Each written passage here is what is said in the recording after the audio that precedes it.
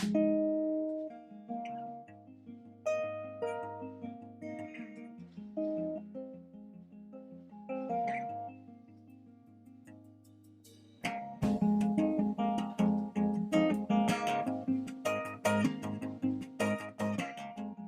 YouTube family, my name is Charlene. This is my first video I'm going to put up for YouTube.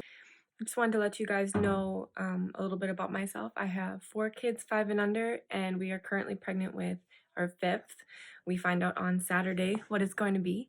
I would love to bring you guys along all our journeys about how, I don't know, difficult it can be having this many kids this young, and also all the benefits of having them this little and this young and having so many and having a big family. Having a big family can be awesome. It can also be difficult. It can be very time consuming. It took a lot of adjustment because I grew up, basically for most of my life, I grew up just with a brother, and then eventually I had a stepsister.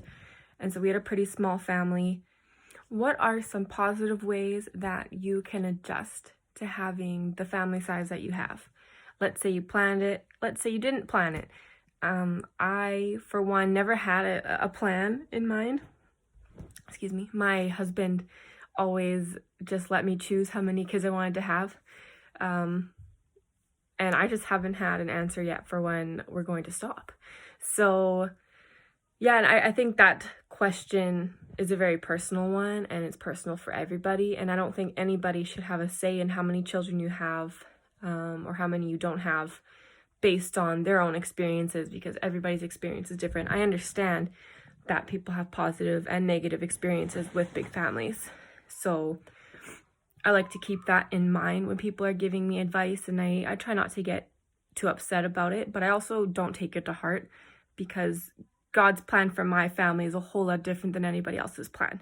So currently we have all boys. It's really fun. It's dirty and it's busy, and they play fight a lot and they have lots of fun together. I honestly feel like we couldn't be more blessed, to be honest, to have all these boys. We don't know yet what we're having.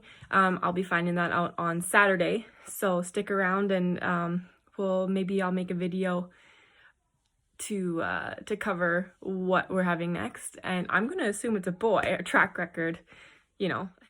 I would be thrilled to have a girl. I would also be thrilled to have a boy, and I think a lot of people think that I'm lying when I say that, but I'm just so used to boys. Having a girl kind of scares me.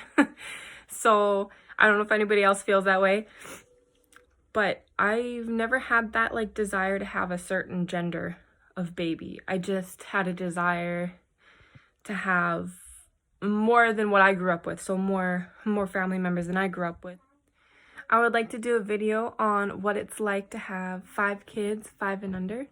I'll probably put that one out when we actually have 5 kids. But for now, I will do 4 kids, 4 and under, and all the tips and tricks I have for anybody who wants that or doesn't want it and they just want to see how crazy our life can get.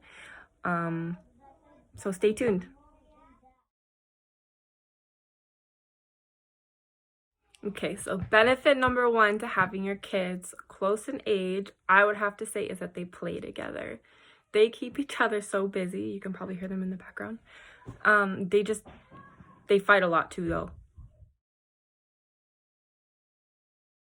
I guess that could bring me on to benefit number 2 is they learn conflict resolution at a very young age.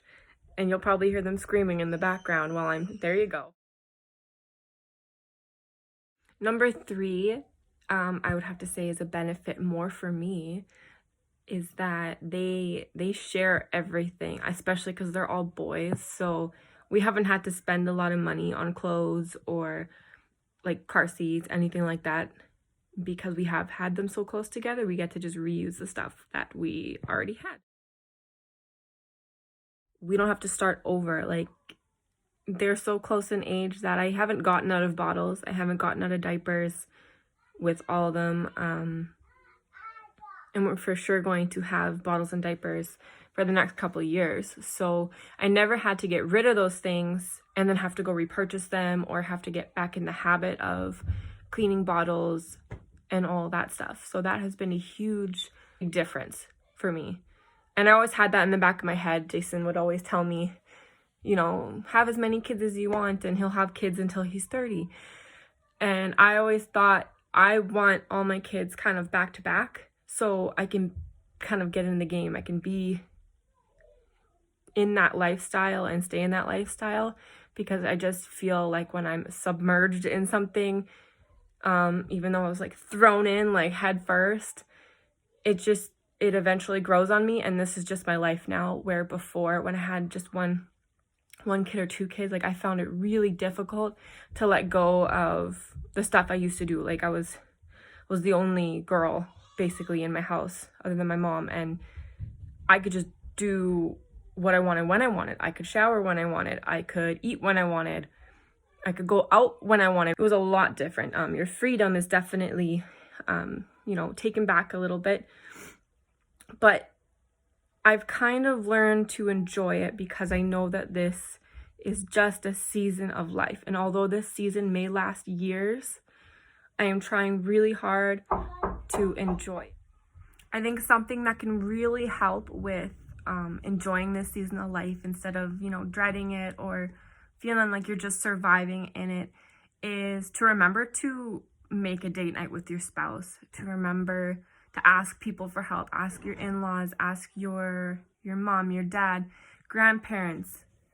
And I was told one time, because I didn't like asking. I was scared that people would say yes and they didn't really actually want to. And I was told one time to ask, and they said, you don't know what the other person's thinking. You don't know that they don't want to watch your child.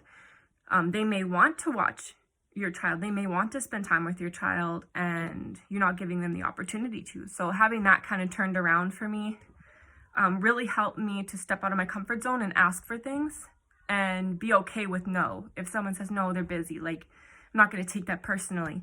But then there's also times where people say absolutely, like they're so excited to come see the boys. So I think that's a really, really good thing to learn to do, is to ask for help. And try not to be, too caught up in yourself, like to not ask, because you need to take care of yourself. You need to take care of your marriage.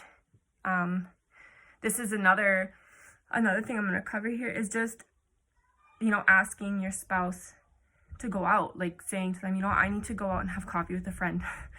I need to go out for lunch. I need to go out for dinner with a friend, whatever it is, just because you need adult time too. You need time away. You need time to think.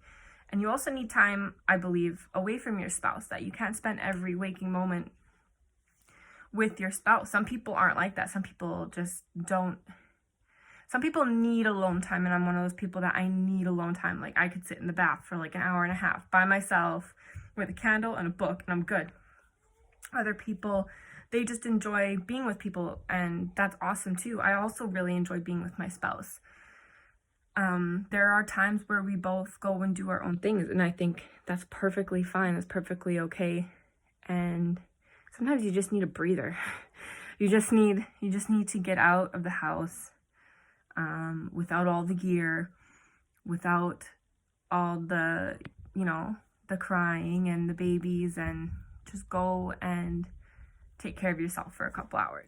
Taking time for yourself does not need to cost money.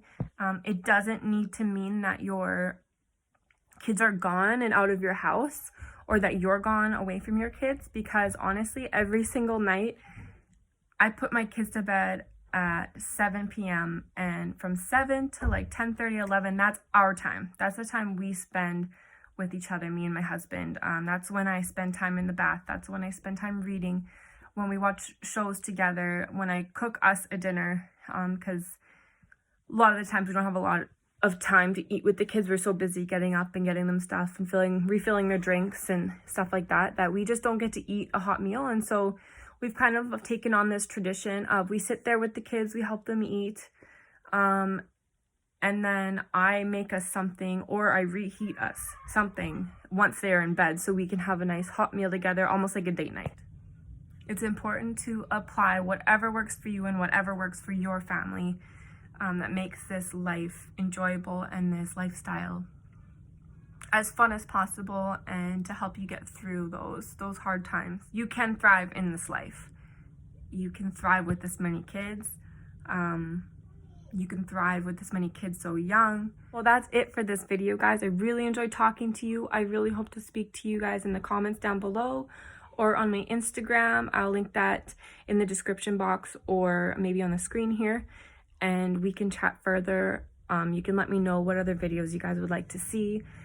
And I just want you guys to remember that none of us are perfect and we all have bad days.